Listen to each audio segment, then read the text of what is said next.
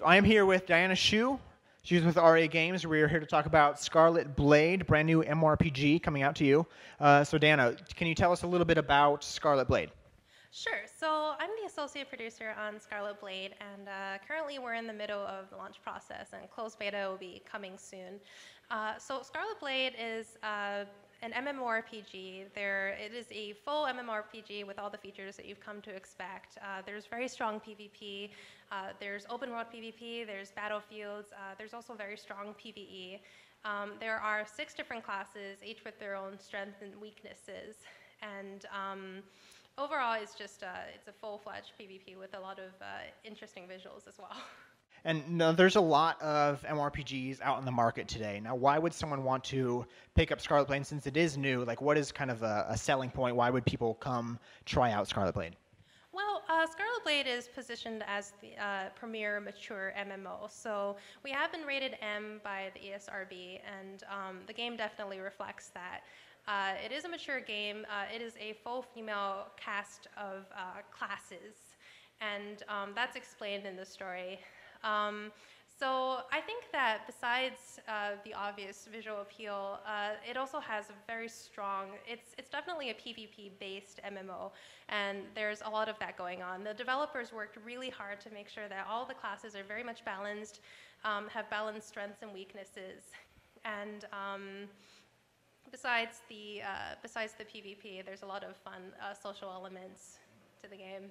Because I know a lot of people will initially probably look at it and see what's going on with the characters here, and they'll probably be like, well, you know, what exactly does the game have to offer? It's a mature MMORPG, and it does have the full features that you come to expect, and definitely quality gameplay and really stellar PvP. I just want to emphasize that. Yeah, so you do mention it PvP. Can you tell our audience a little bit about how the PvP comes into play? Like, how does that play out in the game? Sure. So there are, I would say, 2 major categories when it comes to PvP. Oh, a third one, but duels are kind of expected. So there is the instance battlefields, and those last approximately 15 minutes, and there's a really smooth process for queuing up for them. There's like a little icon that pops up, and you just click it, and you're automatically entered for PvP battlefield in your level bracket, and you'll automatically get an invite like 5 minutes later. So I think that's really cool and really convenient. Besides that, there's also open world PvP. So if you're of the correct level, you can go into certain PvP zones that both factions can enter. And these are neutral zones where there are these really impressive bosses that are very difficult. They're essentially equivalent to raid bosses. You're going to need to group up with lots of people from your faction to take them down. But when you do, the rewards are, there's a lot of rewards.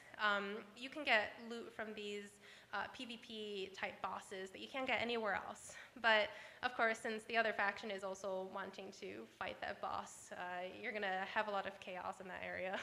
Because the bosses have a really long respawn timer, anywhere from like 6 to 12 hours, depending on how good the loot is, there's definitely a lot of incentive to go in there and fight over the loot.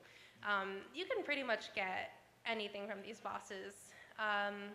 We do have a cash shop. Actually, every single cash shop item currently is also available through these kind of PvP level, PvP raid boss.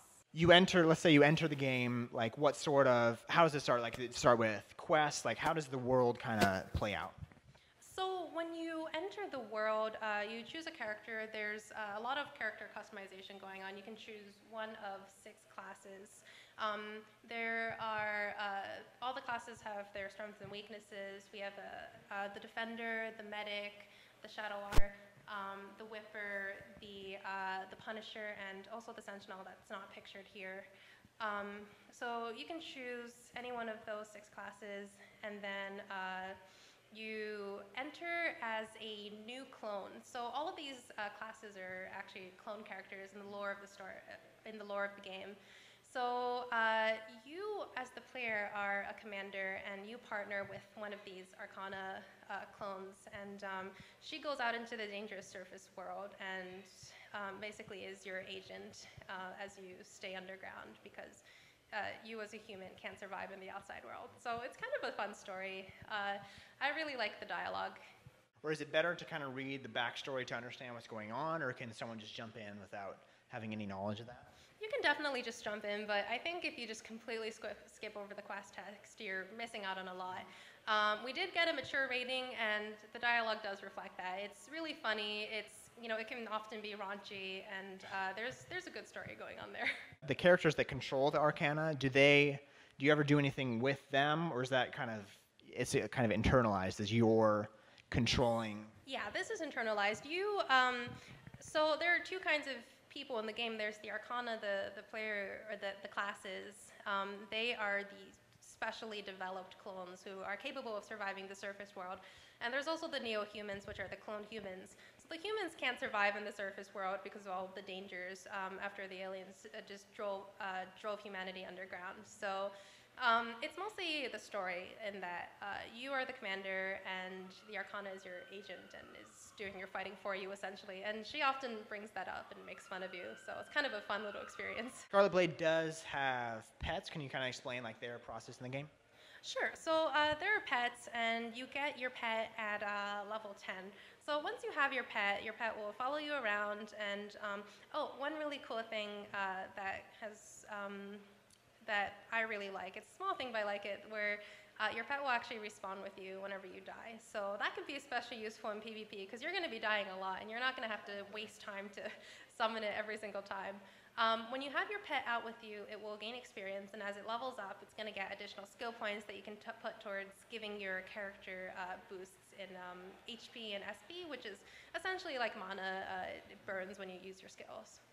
And there's a lot of character customization in Scarlet Blade. You can customize their hairstyles and their face to a pretty in-depth degree. There are also vanity costumes. You can't change their body sizes or their types, the height, and a big reason for that is that there are no races. All of the characters are Arcana, so in PvP and just when you're playing with other characters, you really rely on visual cues. And you look at a character and you think, oh, this is the tallest character, she's the defender.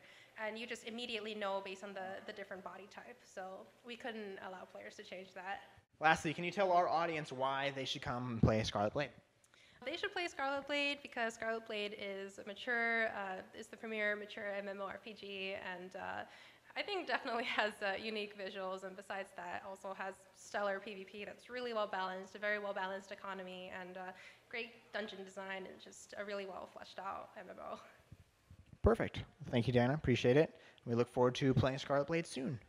It's not loosely, it is based on the Wuxia martial arts beliefs and culture, like Crouching Tiger, Hidden Dragon, or the more loosely adapted Iron Fist, Man of the Iron Fist coming out this weekend. It's fairy tales and folklore of Chinese history. This takes place in the Ming Dynasty era, so